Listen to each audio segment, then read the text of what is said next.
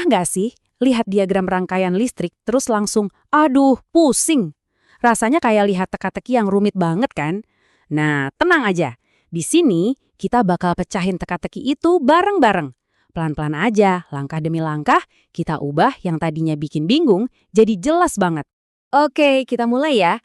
Wajar banget loh kalau pertama kali lihat diagram kayak gini kita jadi agak gimana ya minder gitu. Banyak banget simbol, garis, komponen, bener-bener kayak lihat peta harta karun tapi petunjuknya nggak ada. Bingung kan mau mulai dari mana? Nah, ini dia pertanyaan kuncinya, ya kan? Sebenarnya, tantangannya itu bukan cuma soal listriknya loh, tapi lebih ke gimana cara kita ngadepin masalah yang kelihatannya rumit. Dan yang paling penting, gimana kita nemuin sebuah proses yang logis yang bisa kita pakai buat mecahin masalah itu jadi potongan-potongan kecil yang gampang diurus. Nah, itu misi kita yang sebenarnya. Oke, ini dia nih teka-teki kita. Di rangkaian ini, ada nilai arus atau kita sebut I, dan tegangan, kita sebut V, yang kita nggak tahu angkanya berapa. Tujuan kita simpel dan jelas, cari nilai yang hilang itu. Kelihatannya rumit ya? Tenang, kita punya kok caranya. Ya kan, setiap teka-teki itu butuh alat yang pas buat mecahinnya. Nah, buat rangkaian listrik, alat kita itu ya beberapa konsep dasar. Begitu Anda ngerti konsep-konsep ini, dan yang lebih penting lagi, ngerti logika di baliknya, wah, semuanya bakal jadi jauh lebih gampang. Percaya deh. Nah, ini nih yang keren banget. Analoginya sederhana tapi ngena. Coba bayangin deh, listrik itu ngalir di kabel kayak air ngalir di pipa. Tegangan atau V itu ibarat tekanannya, jadi seberapa kuat air itu didorong. Terus, arus atau I itu ya alirannya, seberapa banyak air yang lewat tiap detik. Gampang kan ngebayanginnya? Oke, sekarang kita kenalan sama aturan emas di dunia elektronika. Namanya hukum Ohm. Ini tuh prinsip dasar banget yang ngehubungin 3 pemain utama kita tadi. Tegangan, arus, dan satu lagi hambatan. Dalam satu hubungan yang keren banget deh, bisa diprediksi.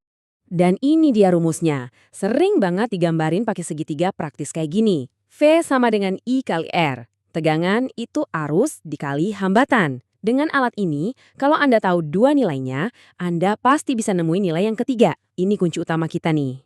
Oke, jadi gini. Semua rangkaian, mau serumit apapun kelihatannya, intinya tuh cuma dibangun dari dua pola sederhana. Ibaratnya dua cetak biru dasar gitu. Yuk kita lihat dua-duanya. Soalnya kalau kita bisa ngenalin pola-pola ini, itu udah langkah besar banget dalam proses berpikir logis kita. Yang pertama, namanya rangkaian seri. Anggap aja ini kayak jalanan satu lajur. Cuma ada satu jalan dari start sampai finish, nggak ada cabang. Semua komponennya tuh kayak ngantri rapi satu-satu di sepanjang jalan tunggal ini. Jadi poin paling pentingnya ini nih, karena jalannya cuma satu ya, jumlah aliran atau arusnya ya pasti sama di setiap titik, nggak mungkin beda. Jadi nilai I-nya tuh sama di mana-mana, sesimpel itu. Nah, cetak biru yang kedua, itu rangkaian paralel. Ini kebalikannya dari yang tadi. Kalau tadi jalan satu lajur, yang ini lebih kayak jalan tol yang punya banyak lajur. Jadi arusnya tuh sampai di satu titik, terus pecah, nyebar ke beberapa cabang dan ngalir barengan. Dan aturan buat rangkaian paralel ini juga simpel banget. Si tekanan atau tegangan yang ngedorong arus di setiap cabang itu besarnya sama. Jadi ingat ya, di setiap jalur paralel nilai V-nya itu sama. Oke, kita rangkum sebentar ya biar nempel. Rangkaian seri, satu jalur, arusnya yang sama. Rangkaian paralel, banyak jalur, tegangannya yang sama. Dua aturan ini pilar utamanya analisis rangkaian. Kalau Anda ingat dua ini aja, wah, Anda udah setengah jalan mecahin masalahnya. Oke, sekarang kita udah punya alatnya, udah punya cetak birunya juga. Sekarang waktunya kita bongkar metodenya yang bakal nyatuin semua ini. Dan ini bukan cuma trik buat soal listrik ya, tapi sebuah proses yang sistematis buat ngadepin kerumitan apapun.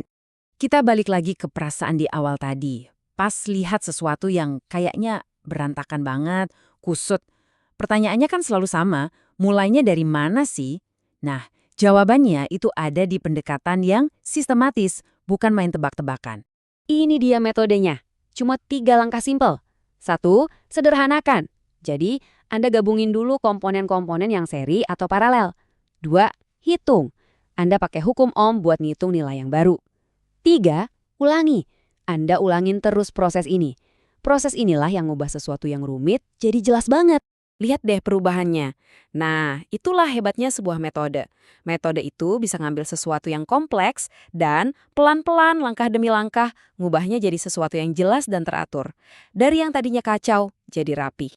Coba deh kita lihat dari sudut pandang yang lebih luas. Kita di sini tuh sebenarnya bukan cuma belajar soal listrik loh, kita sebenarnya lagi belajar sesuatu yang jauh lebih besar. Sebuah pola pikir buat mencahin masalah rumit apapun. Nah, ini intinya. Semua orang bisa kok ngapalin V sama dengan I kali R. Gampang itu. Tapi, keahlian yang sebenarnya itu adalah gimana kita bisa ngembangin sebuah proses yang logis. Sebuah cara berpikir yang bisa Anda pakai di mana aja, nggak cuma di listrik. Apa yang berhasil buat rangkaian listrik ini, biasanya berhasil juga buat hal lain. Mulai aja dengan logika, terus pakai proses yang sistematis, dan sistem serumit apapun pasti bisa kita pahami. Ini tuh keahlian yang universal banget. Jadi, pertanyaannya sekarang buat Anda. Metode simpel tadi, sederhanakan, hitung, ulangi, itu bisa lo naklukin rangkaian listrik yang rumit. Coba deh pikirin, kira-kira masalah rumit apa lagi nih di kerjaan atau di hidup Anda yang bisa ditaklukin pakai cara berpikir yang persis sama?